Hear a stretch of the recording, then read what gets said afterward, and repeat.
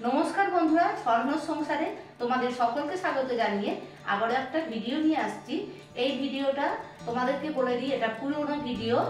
এখন খাটে বসে আছি পা নিয়ে, তাই ভাবলাম যে ওইটা এডিট করে শেয়ার করি। এই ভিডিওটা পুজোর ভিডিও, আর অবশ্যই তোমরা দেখবে। আশা করছি এই ভিডিওটা ভালো লাগবে।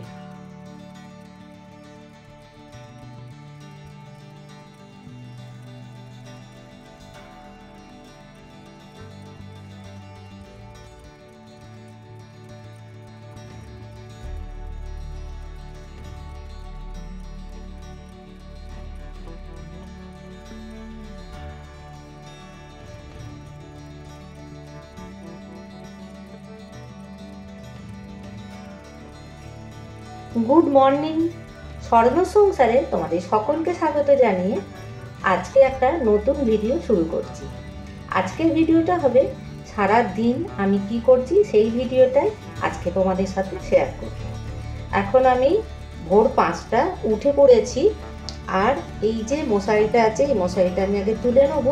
তবে এই যে মশারিটা দেখছো, এই মশারিটা আর কিন্তু সচরাচর কারো ঘরে নেই, তোমরা কোথাও এই মশারিটা দেখতে পাবে না।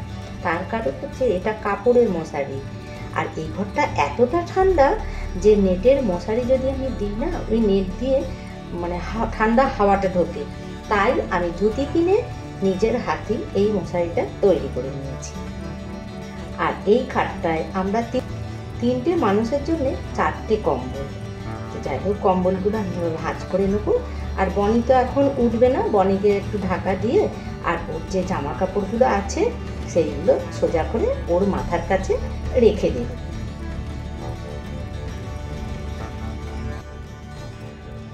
এবার যাব, কিছু বাসি কাজ আছে সেগুলো করে নেব। ঝাঁট দেওয়া, ঘর মোছা। তার আগে আমি গিজারটা চালিয়ে দেবো, কারণ বাসি কাজগুলো করে আমি একেবারে স্নান করে নেব। আর এখন তো এত ঠান্ডা, ঠান্ডা জলে তো স্নান করতেই পারবো না। যাই হোক, আমার বাসি কাজগুলো আমি আর দেখাচ্ছি না। স্নান করে একেবারে লাল পাড় শাড়ি পরে নিয়েছি, কারণ আমার বাড়িতে আছে আজকে লক্ষ্মী পূজা।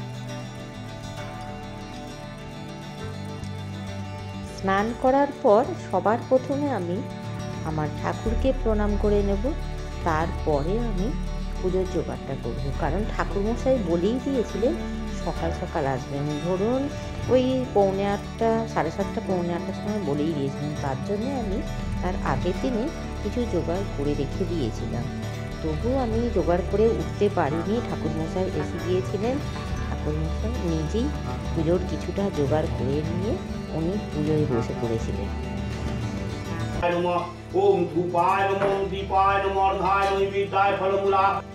অঘ্রাণ মাসে মাঠে যখন ধান পেকে যায় বা কাটার মতন তৈরি হয়ে যায়, তখন হাতের সাহায্যে বা মেশিনের সাহায্যে ধান কাটা হয়। সেই সময় আমাদের যে কাটা বা বালি আছে, সেই মাপ অনুযায়ী 5 বালি ধান নিয়ে তাকে ধুয়ে পরিষ্কার করে রোদ্দুরে শুকিয়ে নিয়ে আমাদের পৌষ মাসে তিথি অনুযায়ী সেই ধানকে আমাদের পুজো করা হয়।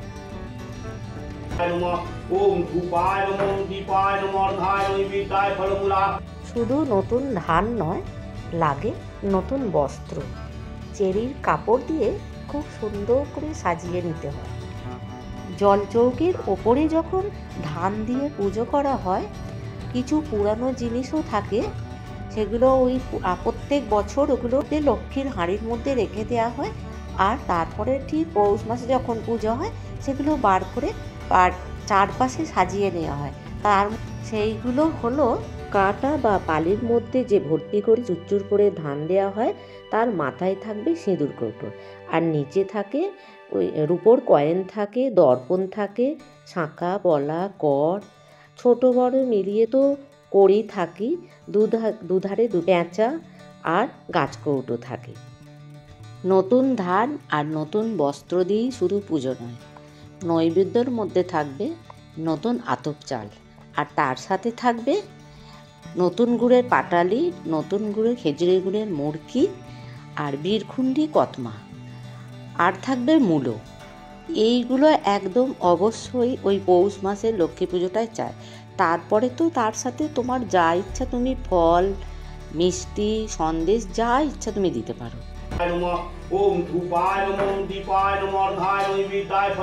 পুজো শেষ হয়ে যাবার পরও আরও কিছু নিয়ম আছে।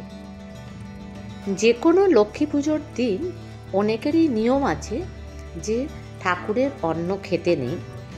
তো আমাদের কিন্তু নিয়মটা একটু আলাদা। আমরা যে নতুন আতপ চালের বিদ্যটা করে দেয়া হয় সেই চাল, প্রসাদ সব কিছু আমরা ব্রাহ্মণ বাড়িতে নিয়ে যাই। ঠাকুমা চলে এসছি। নৈবেদ্য থেকেই আমাদের এক মুঠো নৈবেদ্যের চাল আমাদেরকে দেবে। আমরা সেই চাল বাড়িতে নিয়ে এসে আমাদের যে আরও আতপ চাল আছে সেই চাল মিশিয়ে নিয়ে তারপরে আমরা ভোগটা রান্না করি, যেটা আমাদের খাবার ভোগ তৈরি হয়। এই আলো চালের ভোগটা খাবার সময় তখন যে কোনো পাত্রে খাওয়া যাবে না, একমাত্র কলা পাতার মধ্যেই খেতে হবে। আর এই ভোগের মধ্যে যখন আমরা মুগের ডাল ভাতে কিংবা আলু ভাতে কি বেগুন ভাতে কুমড়ো ভাতে যাই আমরা দিই না কেন, এটা যখন আমরা মেখে খাবো তার মধ্যে কিন্তু সর্ষের তেল আর সাধারণ যে নুন সেই নুন চলবে না। তেলের বদলে খেতে হবে ঘি, ঘি দিয়ে মাখতে হবে ভাতে ভাত, আর সন্দক নুন মাখতে হবে। আর যখন সন্ধ্যাবেলা ঠাকুরকে তোলা হবে সেই সময় সন্ধ্যার সময় ঠাকুরকে সন্ধ্যা দেখিয়ে জলচৌকির মধ্যে যা যাবতীয় যা জিনিস আছে সব কিছু গুছিয়ে লক্ষ্মীর হাঁড়ির মধ্যে রেখে দিতে হবে। আর সারা বছর ধরে যেখানে লক্ষ্মীর হাঁড়িকে রেখে দেওয়া হয় শঙ্খ বাজিয়ে সেইখানে রেখে দিতে হবে। আর প্রত্যেক দিন সকাল সন্ধ্যাবেলায় ধূপ প্রদীপ দেখিয়ে সন্ধে দিতে হবে।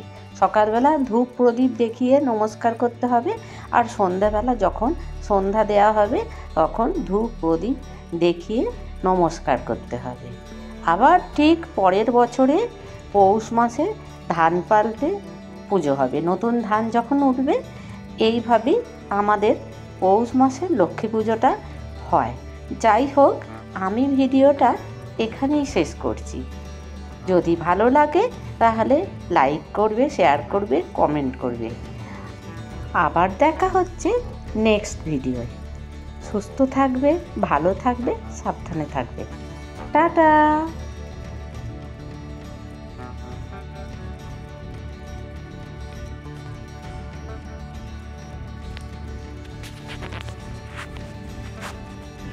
এই আঙুলটা সরা, এই আঙুল, হ্যাঁ ঠিক আছে, দেখতে পাওয়া যাচ্ছে তো, কিছু করতে হবে না, কিন্তু আমার পা মুখ সব দেখা যাচ্ছে, তাই তো? ঠিক আছে, কিন্তু